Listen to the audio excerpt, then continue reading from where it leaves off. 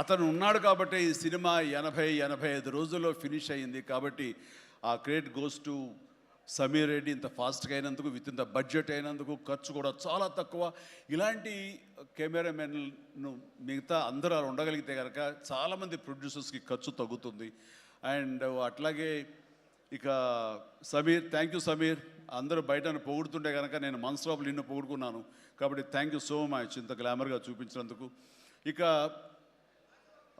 ప్రకాష్, మా production designer Prakash చాలా చక్కగా చూపించాడు.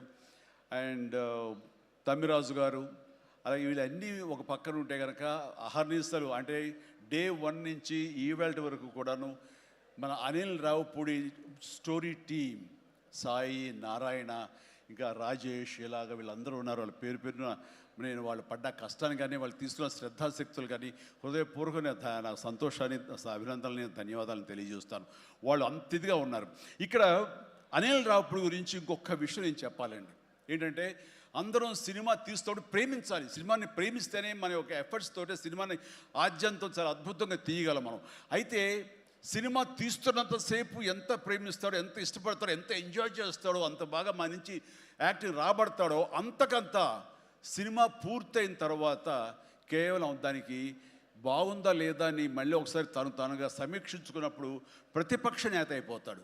ఎదురెళ్ళిపోయి ఈ సినిమా ఎందుకు చూడాలి, ఈ సీన్ ఎందుకు వాళ్ళు ఎంజాయ్ చేయాలి, ఈ సీన్ ఎందుకు ఇంత లెంగ్త్ అవసరమా అనే దాని మీద దాన్ని ఏమాత్రం ప్రేమించకుండా చాలా కఠినంగా ఎక్కడ లెంగ్త్లు ఎక్కువైనా సరే అన్నీ కూడా తీసేసి దాన్ని క్రిస్ప్ చేయడానికి కానీ, ఆ సినిమా ఎంతవరకు అలరిస్తుందో అలరించేందుకు కానీ అన్ని రకాల ప్రయత్నాలు చేస్తాను. నాకు నచ్చింది అది. ఎందుకంటే నిన్న మొన్న వచ్చి ఒక మెయిన్ ఎపిసోడ్ ఏదో లేపేసావు, లేదు లేపేసావని అడిగాను.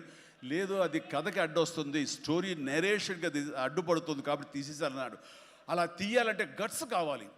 ఎంత కొంత అన్ని రోజులు ఎఫర్ట్ చేసాము, అది అవసరమా, అది వాళ్ళు తీసేసి ఏమనుకుంటారు, ఎలాంటి ఇది లేకుండా ఖచ్చితంగా నిష్కర్షగా దాన్ని తీసి అవతల పడేసాడు. దానివల్ల సినిమా పేస్ పెరిగిపోతుంది, సినిమా పరిగెడుతుంది, అండ్ ఎక్కడ ఆగట్లేదు, ఆలోచింప చేసుకునే విధంగా ఉండదు, ఎంజాయ్ చేయడం తప్ప.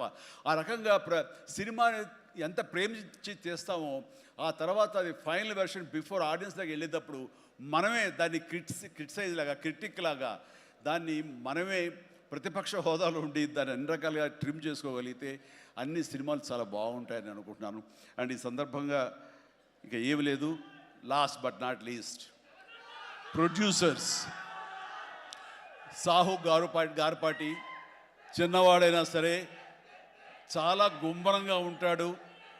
ఎంతసేపటికి ఆ వర్క్ మీద తన ఇన్పుట్స్ ఏమి ఇవ్వాలనే దాని మీద ఆ ప్రయత్నాలు చేసుకుంటూ చాలా క్వైట్గా ఉంటాడు. ఎక్కడ కూడా ఏ రోజు కూడా ఏంటిది, ఇది జాప్యం ఏంటి, లేట్ ఏంటి అనేది ఏమి లేకుండా అంత కంఫర్టబుల్గా మా అందరికీ ఏర్పాటు చేశారు. దానికి ఆయన ఎఫర్ట్స్ కానీ, ఆయనకున్న ఆ లిటిల్ ఎక్స్పీరియన్స్లో తనకు ఉన్నదానికి దీనికి మనస్ఫూర్తిగా సాహు ప్రత్యేకించి నా హృదయపూర్వక ధన్యవాదాలు. మంచి ప్రొడ్యూసర్ని నాకు అందించినందుకు మీకు నా ధన్యవాదాలు తెలియజేస్తాను.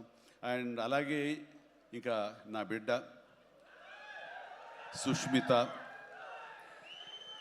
తను ఈ సినిమా నేను చెయ్యాలి, ఈ పరిశ్రమ రావాలి అనుకున్నప్పుడు ఈ పరిశ్రమ ఖచ్చితంగా ఆదరిస్తుంది అని అనుకున్నప్పుడు ఒకటి మీరు కష్టపడి పనిచేస్తే కనుక ఇక్కడ రిజల్ట్ బాగుంటుంది, ఇక్కడ ఖచ్చితంగా మీకు ఆదరణ లభిస్తుంది, మీరు సక్సెస్ అవుతారని చెప్పినప్పుడు కష్టం అనేది నేను చిన్నప్పుడు ఇంట్లో చూశాను. అలాంటి నేను కష్టపడడానికి ఏమాత్రం నెరవను, ఏమాత్రం బెదరను, ఖచ్చితంగా చేస్తానంటూ ఈ సినిమా తనతోటి చెయ్యమ్మా, ఇద్దరు కలిపి చాలా మంచి కాంబినేషన్ అవుతుంది అనుకున్నప్పుడు ఆ సాహు గారు పడి తను బెస్ట్ కాంబినేషన్లో ఈ సినిమాని చేసి ఈ సినిమాలో ఒకసారి అయ్యో ఎందుకు ఇంత కష్టపడుతుంది, ఇంత కష్టం అవసరమా నాకు అనిపిస్తుంది తండ్రిగా. కానీ ఒక బిడ్డగా కేవలం ప్రొడ్యూసర్గా నేను మా నాన్నని, మా హీరోని నేను ఇంప్రెస్ చేయాలి, ఆయన ద బెస్ట్ నేను ఇవ్వాలి ఈ సినిమా అంటూ తను కూడా ఈ సినిమాలో ఒక మామూలు టెక్నీషియన్ లాగా, ప్రొడ్యూసర్ ప్రొడ్యూసర్లాగా తనంత కష్టపడి చేసింది.